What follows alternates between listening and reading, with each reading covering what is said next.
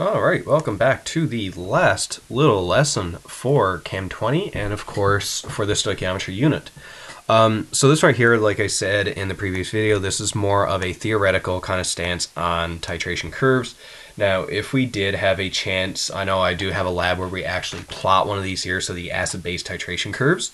But either way, we're just going to look at them at a pure theoretical standpoint and kind of figure out how they would actually look. So of course we know titrations are used to determine the concentration of things. So if you remember, there's a relationship between concentration of hydronium and hydroxide in pH and pOH. So we can also use titrations to determine the pH at the endpoint of an acid-base reaction as well. So of course, if you had pH meters and stuff like that, the information of titration can be plotted on a graph. Buffer regions can be analyzed. This is Chem 30 stuff, and stoichiometric calculations can be performed as well. But for the most part, we're just going to look at, how is it going to look? So what a pH curve or a titration curve, the reason why it's called a curve is because, as you're going to see soon, the graph kind of curves in a way. So what this is just a graph showing the continuous change in pH during an acid-base reaction or an acid-base titration. So a pH curve graphs the pH of the reaction on the y-axis and the volume of the titrant added on the x-axis. Now the endpoint, as we stated for these titration analysis, comes from a color change of an indicator. Now there's a bunch of different indicators that we've seen before, so it's hard to know what indicator that you need to use for a titration, or hard to know what the endpoint is going to be. So the endpoint is when the reaction's gone to completion. Now this is normally indicated by a color change or the steepest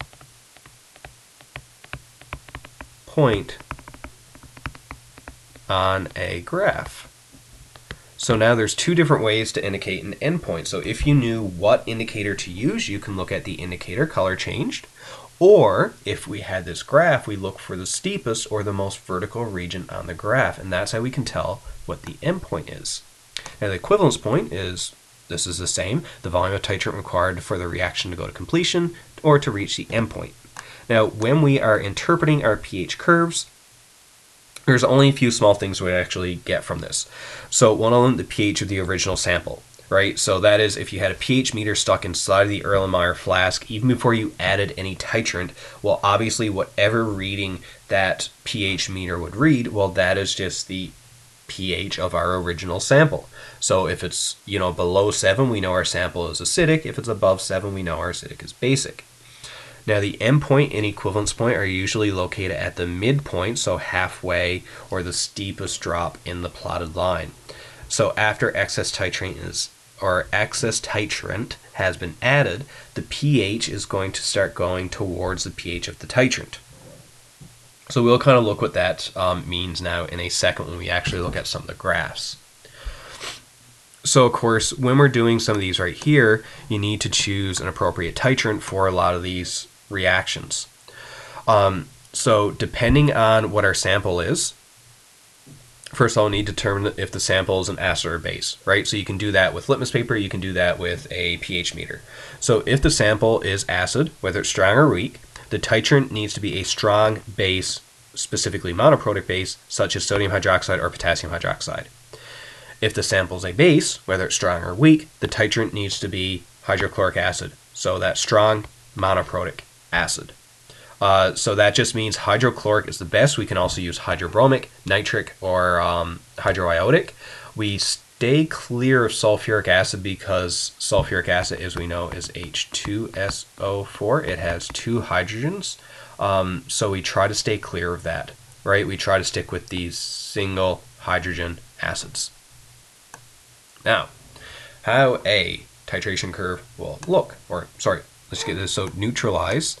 When we're talking about these reactions, the general meaning is bringing the pH closer to 7. That's it. So how these curves actually look, so when we look at a general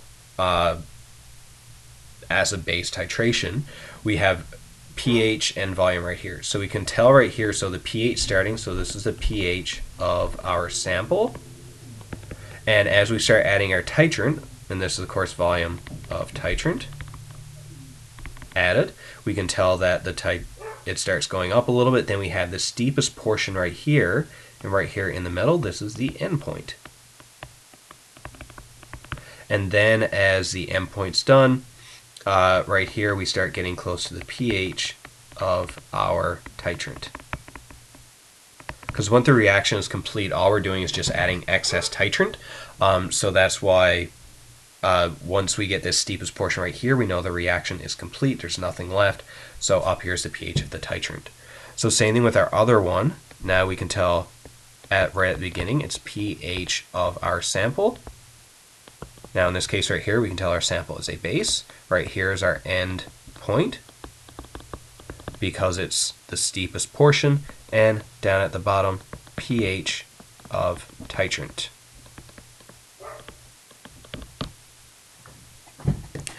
So how do we always figure out what indicator we need to use for these reactions? So if we never knew what indicator we could use, we can always graph this and figure out what the endpoint would be, and of course the volume at the endpoint, and we can use that for calculations. Now, if we wanted to choose an indicator, the appropriate indicator will completely change color within the steepest portion of our pH curve. So that means that any indicator that will change color within this pH range in these steepest portions will be a good indicator for the reaction. So that means some indicators, like if you go back and look at some of your indicators, so the ones that are extremely acidic or extremely basic, like, you know, methyl violet only changes from 0 to 1.6, right? So that would be a bad indicator for a particular reaction. So you'll notice all the endpoints are around a pH of 7. So when we look at a lot of our best indicators, so something within that steepest portion, you know, we're kind of looking at kind of these indicators right here. So in the middle of our chart, right? Bromocresol green, methyl red, chlorophenol red, bromothymol blue, phenol red, phenolphthalein. These are all really good indicators, because if you look at those types of graphs, wrong thing, right? You know, you can tell that the pH range will be somewhere in here. Right? Obviously, you don't have all the pHs, so we don't know, but either way, that's kind of what we look for. Okay, so for some reason, the last page just did not want to load on, so just hold on once. I'll see if I can get this working. Alright, so I got that fixed. This is what the last page looks like. So basically all it is, like, just theoretically, obviously we don't have the numbers here, so it's completely label an acid-base titration pH if our sample is hydrochloric acid and our titrant is sodium hydroxide. So we know if our sample, this is an acid, right, so the pH should be low, and that's starting, right? So if we had a general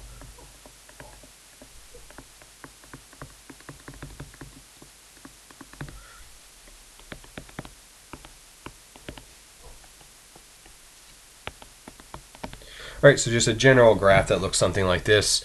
So if we know our sample is an acid, so it needs to start below 7, so somewhere down here, right? So as we add the volume of the titrant, if you know how the previous graphs kind of look, the pH changes ever so slightly. When the reaction is done, we get a very steep portion going up, and then it kind of tapers off and goes up here, right? Where we know the end point is always going to be right at 7. The pH of our sample is at the beginning, and of course